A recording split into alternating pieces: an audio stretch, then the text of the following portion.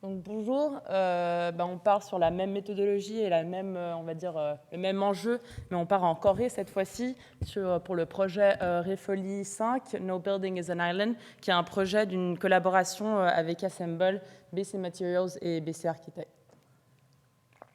Du coup, quand on part dans un projet, on part dans un nouveau territoire et dans ce cas, on part en Corée, plus précisément à Gwangju, dans le sud de la Corée, qui est entouré de montagnes et de la mer Jaune. Voilà, pour vous donner un peu le contexte, c'est la Gwangju Biennale qui a commencé en 2011 avec Ai Weiwei, plusieurs différents architectes, et qui est plutôt ce concept de structure temporaire.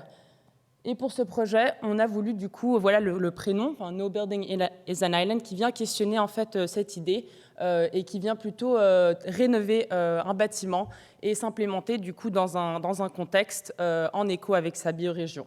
Je veux bien mentionner que ce projet a fonctionné car on a eu une équipe très grande sur site, par exemple Human Pie qui a été le directeur artistique et toute une autre équipe qui a pu enfin nous aider à réaliser le projet.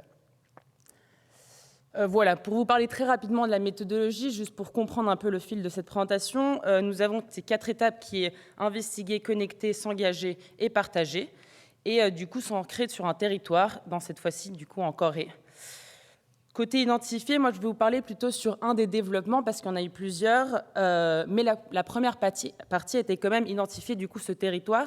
Du coup dans ce cas, par exemple, identifier du kombu, une algue verte, identifier du bambou, du hinoki-wood, un cypress, du riz, par exemple des ressources qu'on avait également dans ce territoire en Camargue, de la paille de riz qui est en fait la husk, le rice husk qui était utilisé pour les toitures, pour l'isolation, des coques et des coquillages d'huîtres.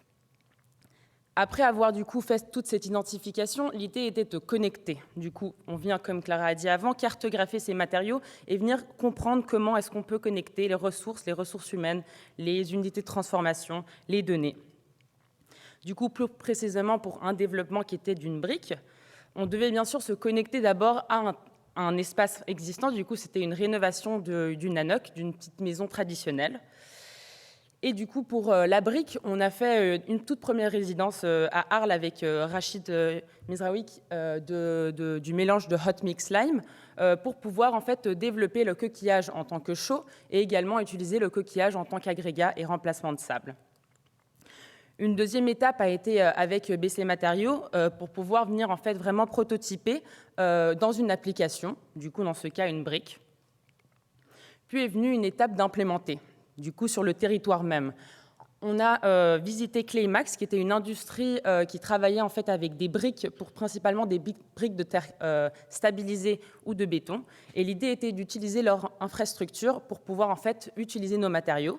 Et dans ce cas, par exemple, c'était une toute première expérimentation prototypage une à une échelle de notre mélange et leur machine et leur expertise.